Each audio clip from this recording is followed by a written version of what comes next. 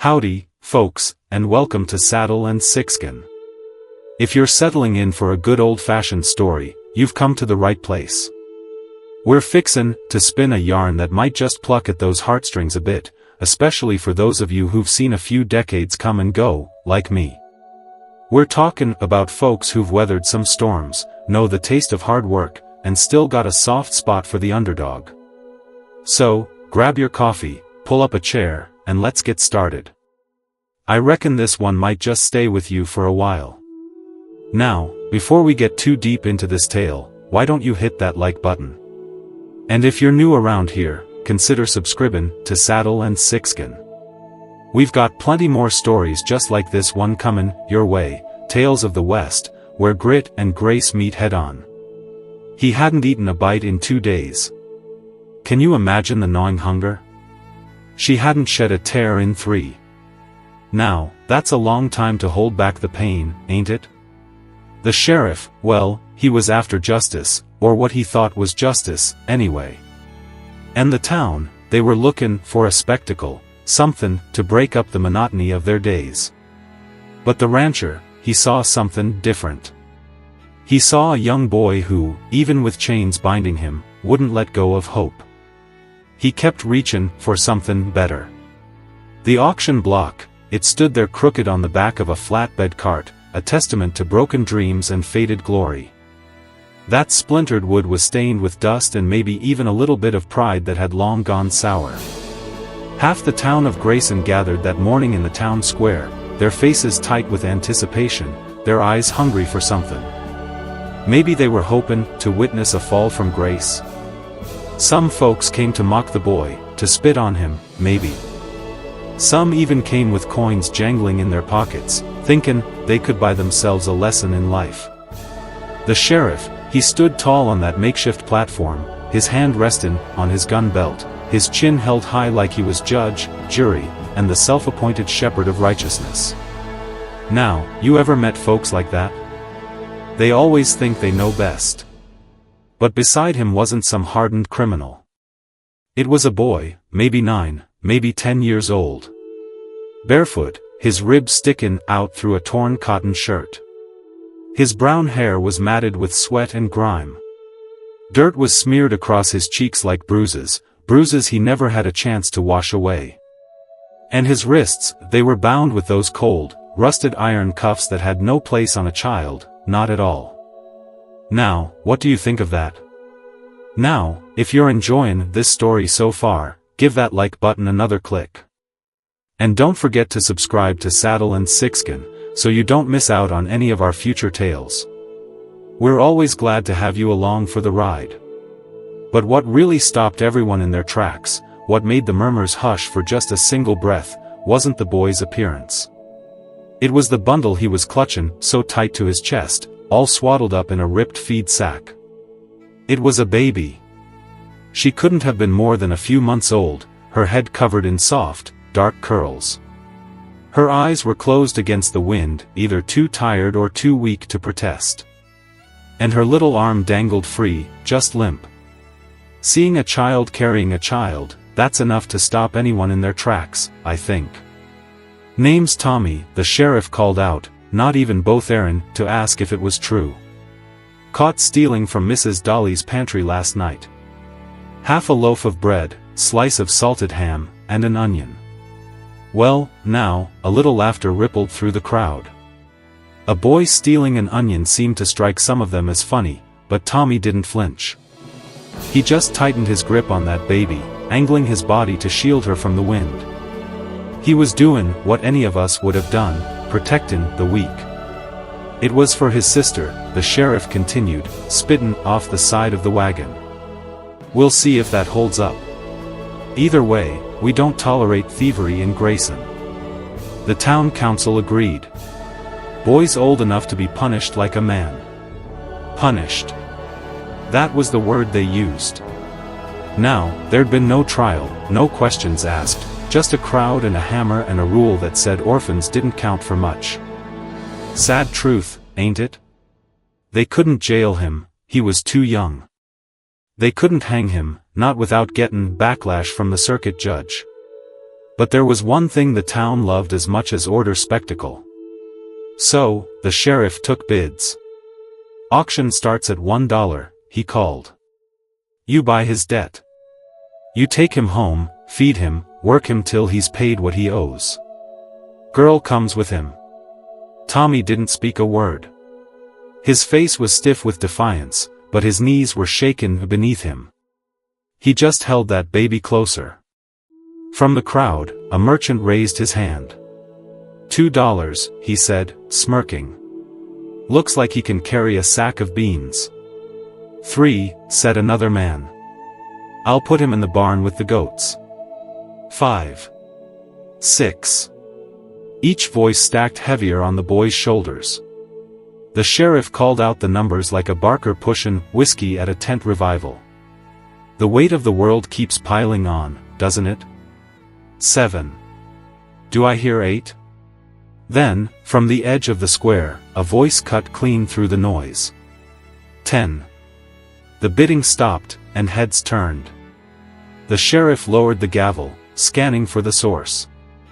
No one had seen him arrive. He wasn't from town. That much was certain. He sat atop a pale buckskin horse, his coat draped in dust, his hat pulled low over his brow.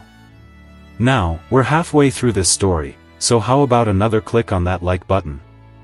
And if you haven't already, subscribe to Saddle and Sixgun. We've got a whole posse of stories just waiting to be told.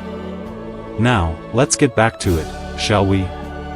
His beard was touched with gray, though his shoulders held strong, like a man who hadn't learned how to quit.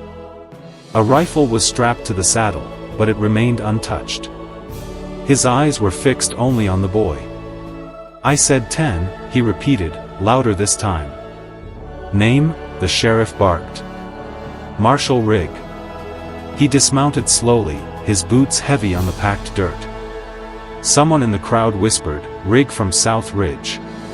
"Ain't that the one what?" A hush fell over the crowd. Marshall walked forward, each step measured. His gaze never left the child. "Not the baby, the boy." "10's the high bid," the sheriff announced. "Unless someone wants to offer 11. "Sold," Marshall said before the hammer could fall. The sheriff hesitated. "You don't want to hear the rest. Boy's a thief, girl's sick, likely more trouble than they're worth." Marshall nodded once. "Then I'll fit right in." Laughter rose again, but it was quieter now. The sheriff's lips curled into something sour. Still, a deal was a deal. He reached down to unshackle the boy, tossing the keys to Marshall. But Tommy didn't move. Marshall stepped close, crouched low, and unlocked the irons himself. It was a simple act of kindness. The boy flinched as the cuffs dropped, but he didn't run. Didn't speak. Just looked up with those hollow eyes. Marshall looked back. "You got a name, son?" "Tommy, and her Ruthie." Marshall studied the baby. Her lips were chapped, her eyes sunk deep. She stirred just slightly as he adjusted the feed sack, checking for warmth. "She needs milk," he said. "And sleep." "I tried," Tommy mumbled. "Tried to find some." Marshall stood and held out a hand. Tommy looked at it like it was a snake, but then, slowly, he reached out and took it. The town square began to empty. Some folks shook their heads. Some muttered about fools and their charity, but no one stopped him as Marshall led the boy and his sister toward the edge of town, where a wagon waited, tethered to a mule. Tommy climbed in, clutching Ruthie tight. Marshall handed him a wool blanket. "Wrap her good," he said. "We've got a ride ahead of us." "Where are we going?" Tommy asked, his voice barely a whisper. "Home," Marshall said simply. They rode through the hills without much talk. Tommy sat in the back, his eyes darting to every branch and rock like the world might lunge at him again. Ruthie slept. Once, she coughed, and Tommy panicked, lifting her upright, patting her back. Marshall passed back a canteen, not saying a word when half the water spilled in Tommy's lap. By nightfall, the sky had turned dark as slate, the stars hidden behind thick clouds. They stopped at a ridge where a lone cabin sat tucked beneath the pines.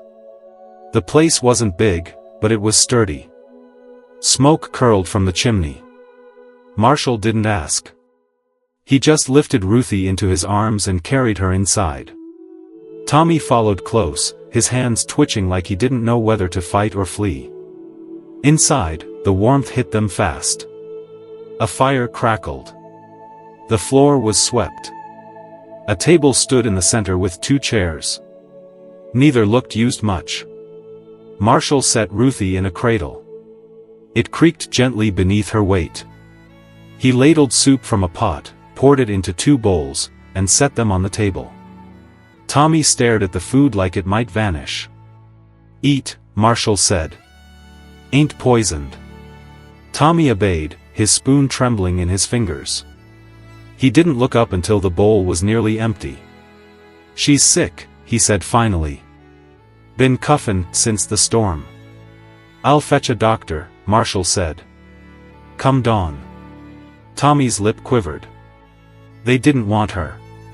Said she was just dead weight. Marshall's eyes didn't blink.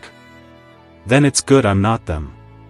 That night, Tommy didn't sleep much. He sat by the cradle, watching Ruthie's chest rise and fall. Every time her breath caught, he stiffened. Every time she stirred, he whispered to her. Marshall watched from the doorway. He remembered the sound of a child's cough. Remembered the silence that followed. Years back, he'd buried hope beside a grave marked by a small wooden cross, and hadn't spoken of it since. Now, watching Tommy, something ached again. The boy had that look, the look of someone who'd run out of road but kept walking anyway. The look of someone who understood what it meant to be forgotten.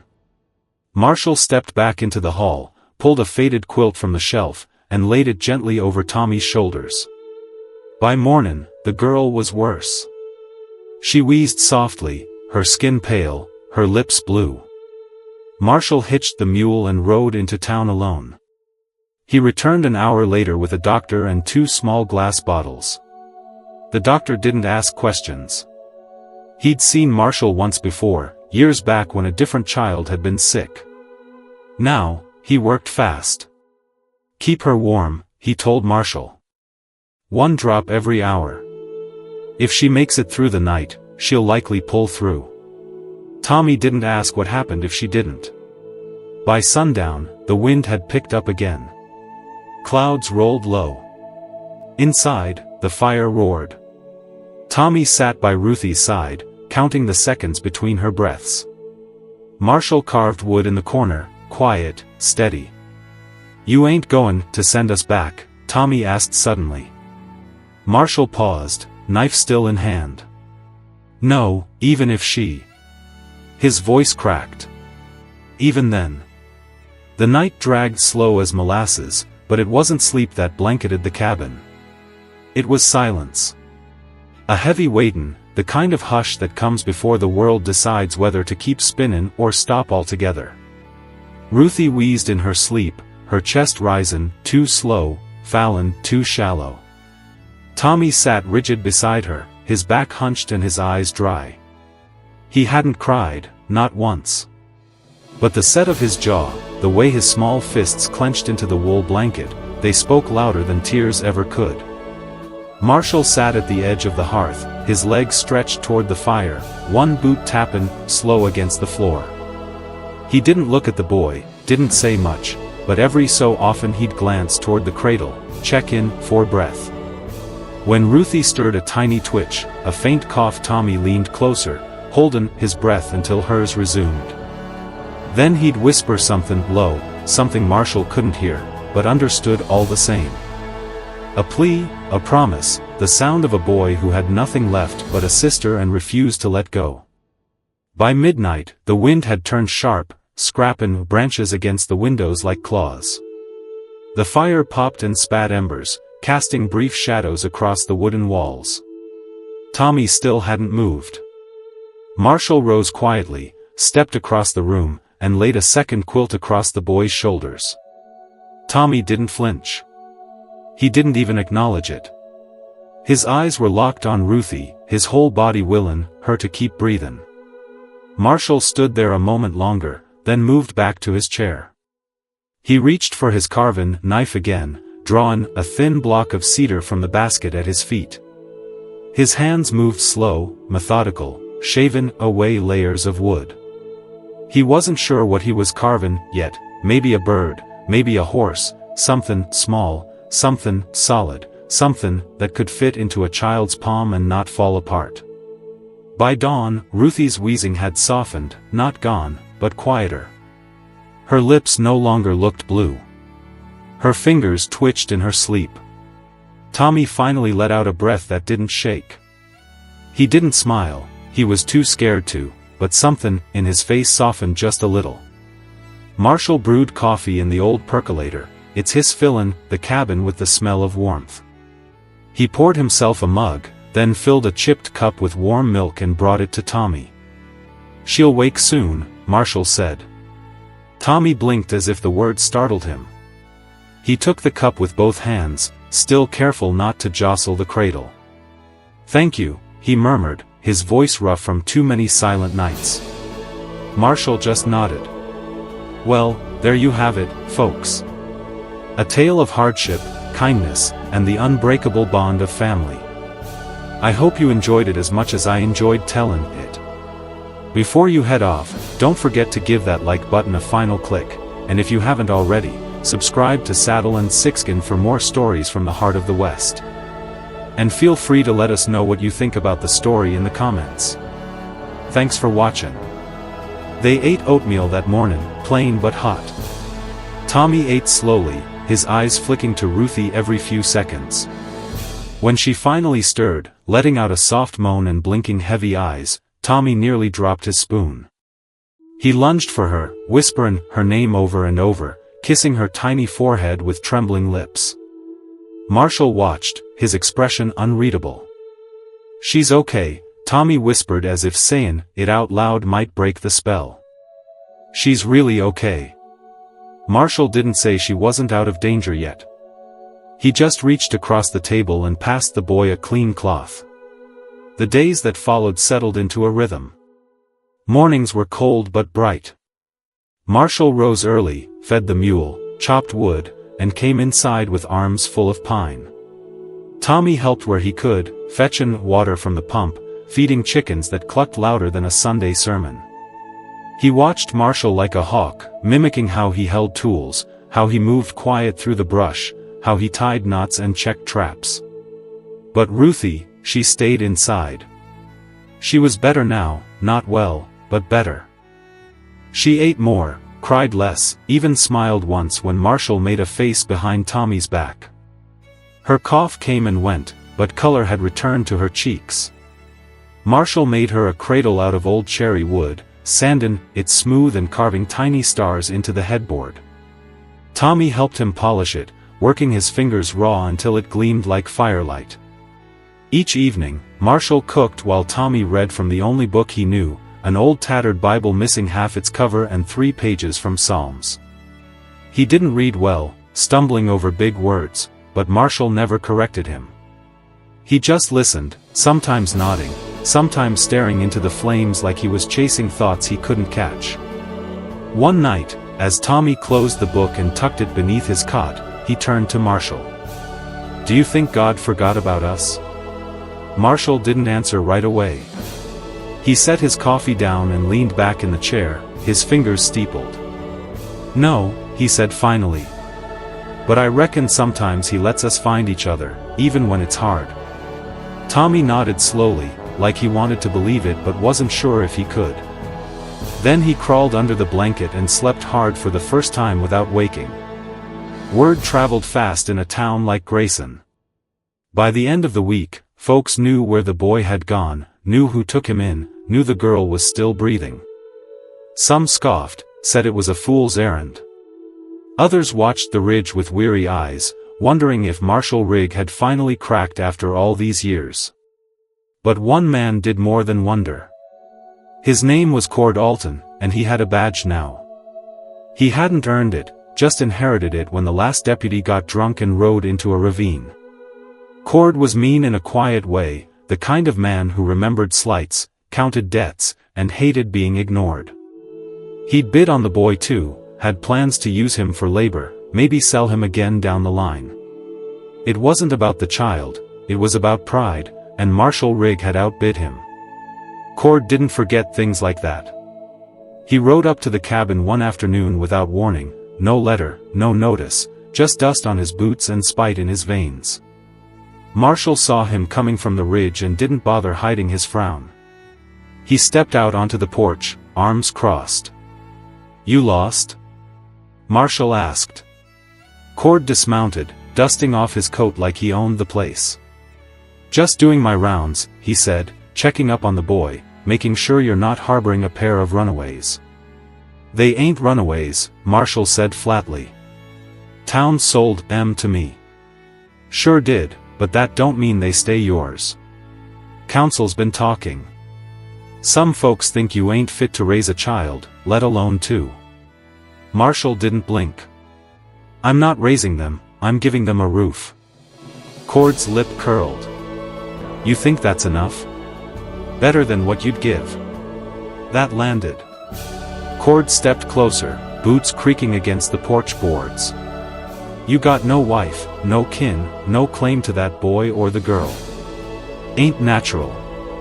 Tommy stood just inside the doorway, holding Ruthie tight. Marshal didn't turn, didn't raise his voice. He just stepped between Cord and the door. "I didn't ask for your opinion." "Well, you're going to get it anyway," Cord snapped. "You keep 'em here, fine, but don't cry when they get taken back. Might be the sheriff's word now, but the council's got longer arms than you think." Marshal stared hard. "Then they can ride up here themselves." Cord held his stare another second, then spat into the dirt and mounted his horse. "Suit yourself," he said. "But winter's coming, and I don't reckon hope keeps a child warm." He rode off, but the dust he stirred didn't settle. That night, Marshal packed extra wood inside. He checked the locks twice, sat longer by the fire than usual. Tommy sensed something was wrong but didn't ask. "Are they going to take us?" he whispered after Ruthie had fallen asleep. Marshal shook his head, not without a fight. Tommy hesitated, then asked the question he'd been holding since day one. "Why'd you take us?" Marshal stared into the flames. "I was alone," he said finally. "And I figured maybe that wasn't how it had to stay." The snow fell early that year, thick wet flakes that clung to everything and turned the path to town into a ghost trail. Marshal kept the fire going day and night. He taught Tommy how to chop kindling, how to split logs without losing fingers, how to listen to the wind and know when trouble was coming. But trouble didn't wait for wind, it came one night fast and loud. 3 riders, no torches, just hooves and fists and the sound of wood splintering. The door cracked open with a scream of nails. Tommy woke with a start, clutching Ruthie. Marshal was already up, rifle in hand. Cord was first through the door. He didn't smile, just barked. "By order of the council, we're taking the children." Marshal didn't move. "You got papers? Got something better?" Cord growled. "Authority." 2 more men stepped inside, hands on pistols. Tommy backed into the corner, Ruthie wailing now. Marshal's voice dropped, cold, sharp. "You take one more step, I swear before God you'll regret it." Cord sneered. "You going to shoot us in front of the boy?" "If I have to." The standoff pulsed with heat. Ruthie's cries filled the silence. Then one of the men stepped forward. That's when Marshal fired. The shot cracked like thunder, not at a man at the beam above their heads. Splinters flew. Dust choked the air. The riders ducked, cursed, stumbled back through the door. "Next one won't miss," Marshal warned. Cord glared, teeth bared. "This ain't over." "No," Marshal said, stepping forward. "It's just beginning." The night bled quiet once the hooves vanished into the trees. Marshall stood in the wreckage of the doorway, jaw tight, breath fogging in the cold. Outside, snow drifted gently through the light from the shattered lantern, soft as ash. But there was no softness in the room, not in Marshall's stance, not in Tommy's wide eyes, not in the cries Ruthie let out from her bundle of blankets, her tiny fists flailing at the cold. Tommy didn't ask what had just happened, he didn't have to. He'd seen enough of the world to know the shape of men who came to take and never to give. Still, when he stepped forward, cradling Ruthie close, there was something different in the way he moved, slower, less frantic. For the first time, he knew someone had stood between them and danger, not with empty words, not with promises, but with lead and steel. Marshall turned to face him. "Get her close to the fire," he said. "Keep her warm. I'll fix the door." Tommy obeyed, and Marshall set to work. His hands were steady, deliberate. He pulled the broken frame back into place, hammered new nails through wood so cold it bit into his fingers. Each strike was a vow, they won't come through this way again. He barricaded the bottom, braced the latch with iron, reinforced the hinges. It wasn't perfect, nothing ever was, but it would hold. Inside, Ruthie quieted, lulled by the heat and the sound of hammering. Tommy sat curled around her, half asleep, but alert, watching Marshall with the reverence of a boy watching someone become more than just a man, someone becoming safe harbor. Marshall didn't speak much that night. When he finally sat down, sweat beading at his brow despite the cold, he poured a mug of coffee and sat in the shadows. His rifle leaned against the wall beside him. He didn't relax, didn't close his eyes, just stared into the fire until dawn. Morning came dull and gray. No sun, just a pale sky pressing down on the earth like a second ceiling. The trees groaned with ice. The trail down the ridge was buried deep in snow, and still Marshall moved with purpose. He stoked the fire, fried what was left of the salt pork, and passed half the plate to Tommy without a word. The boy didn't ask questions. He'd learned already that when the morning felt like a breath held too long, words could wait. Ruthie, though, let out a soft coo from her place beside the hearth. Her eyes blinked open, brighter than they'd been in days. Tommy smiled for the first time, not a half smile, a real one. Marshall saw it, and something in him shifted. After breakfast, Marshall pulled a ledger from beneath the floorboards. It was old, leather-bound, its pages wrinkled from years of damp and dust. Inside were names, most scratched out, dates, expenses, lists of debts long unpaid. Tommy peered over his shoulder. "What's that?" "Records?" Marshall said, "from when this place was a working ranch." "Was it yours?" Marshall shook his head. "My brother's, he died, left it to me." Tommy hesitated. "You don't have a family." Marshall's jaw tightened. For a moment, it seemed he wouldn't answer. "Then use tool." That was all he said. But the way he closed the book, set it gently back beneath the floor, said more than words ever could. Later that day, they worked together. Tommy shoveled paths through the snow, small arms struggling but determined. Marshall chopped wood, splitting logs so fast and clean it seemed the axe knew where to fall.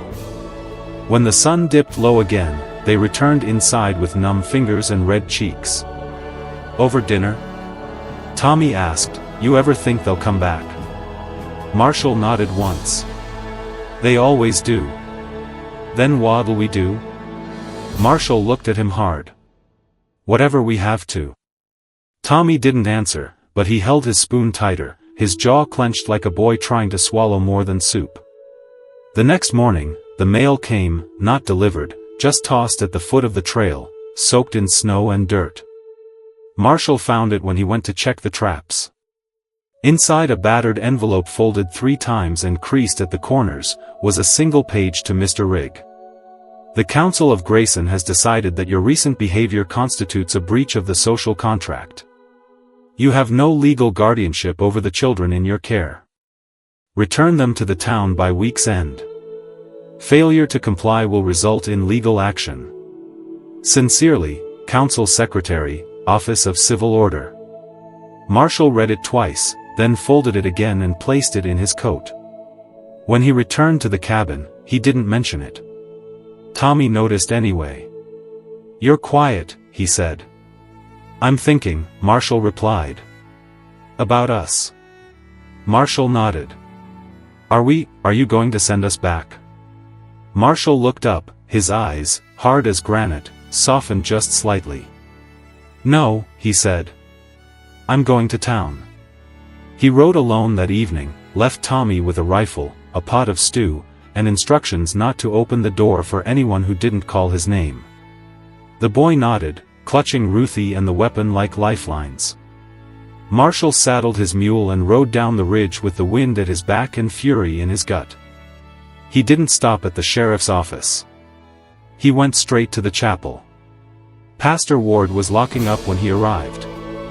The man was old, thin, with eyes like polished glass and hands that trembled more now than they used to. "Marshall," he said, surprised, "been a while." "I need a witness," Marshall replied. The pastor didn't ask why, just opened the chapel doors and led him to the front pew.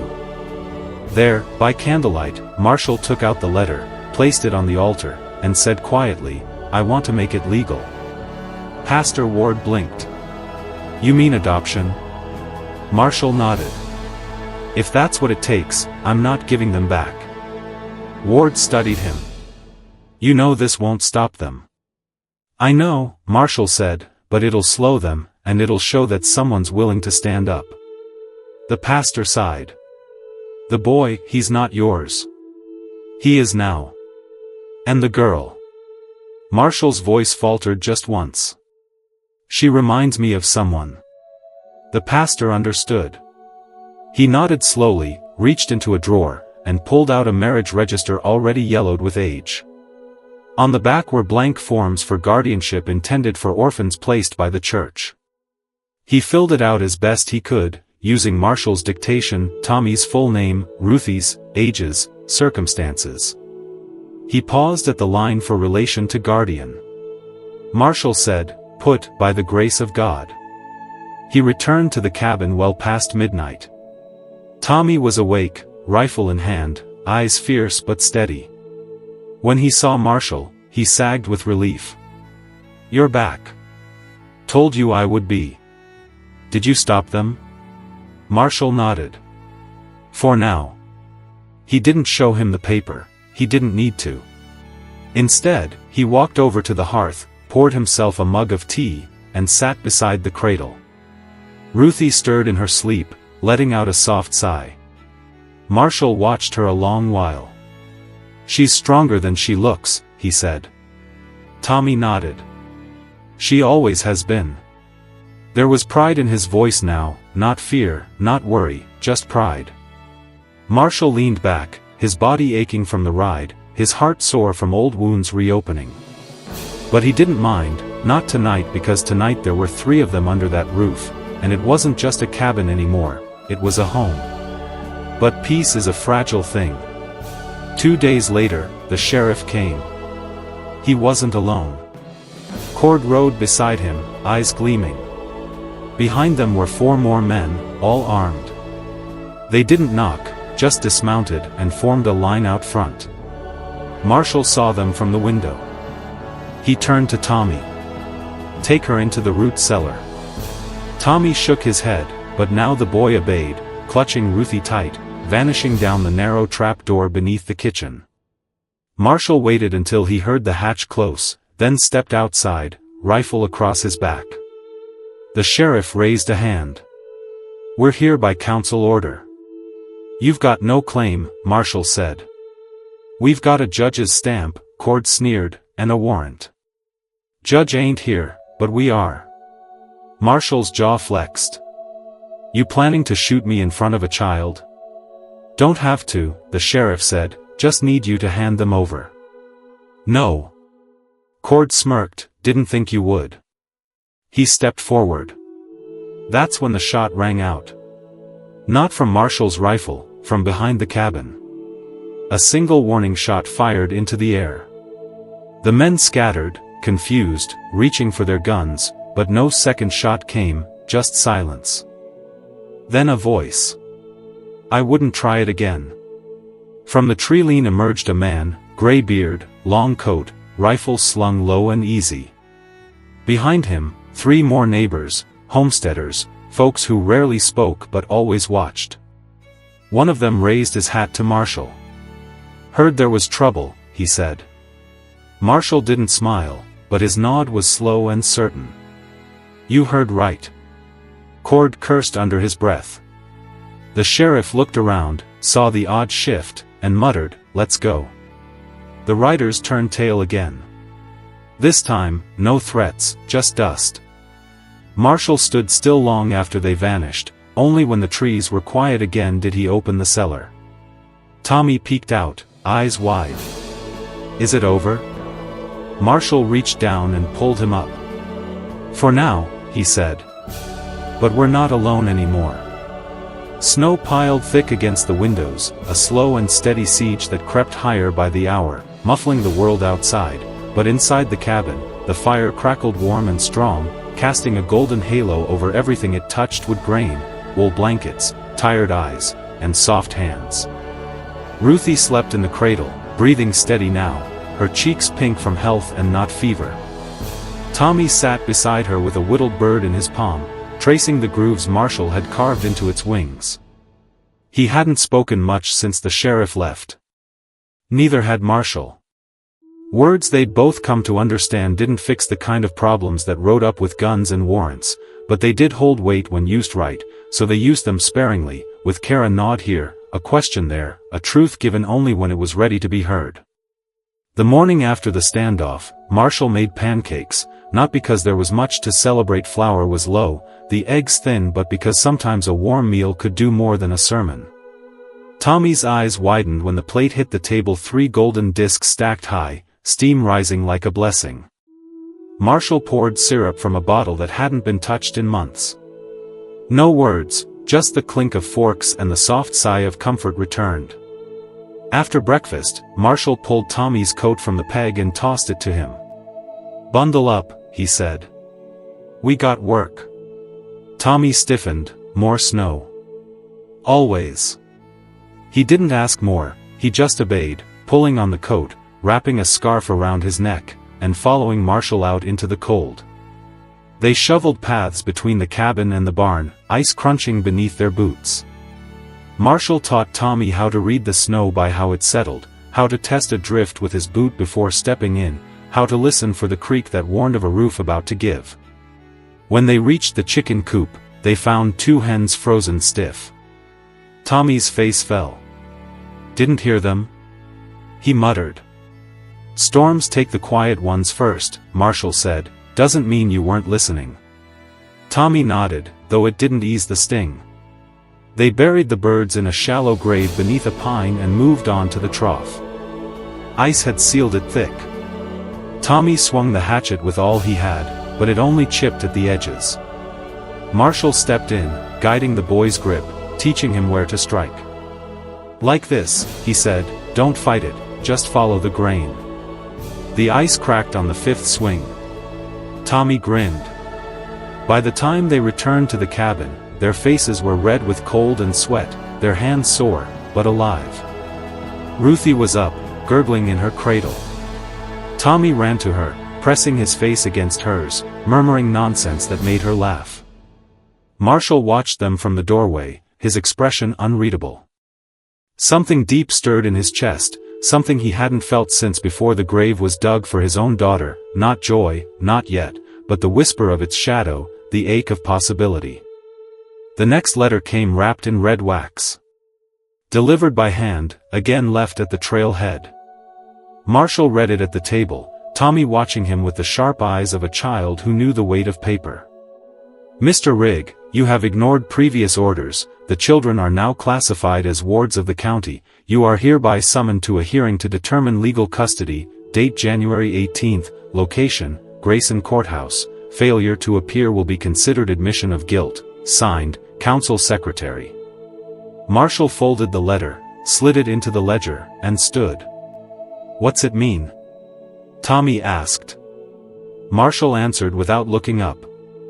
"Means they're going to try again." "You going to let them?" Marshall looked at him then. "No, son, I'm not." The days turned colder. Snow stacked higher, but life didn't stop.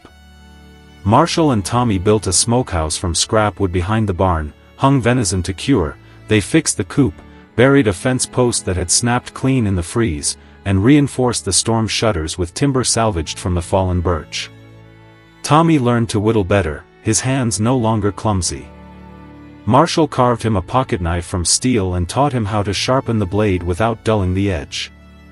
At night they sat by the fire. Marshall would read from the good book when Tommy's eyes grew tired, his voice steady and deep. "Let not your heart be troubled," he read one night, "ye believe in God, believe also in me." Tommy listened hard, his hand on Ruthie's as she drifted to sleep. "You think he really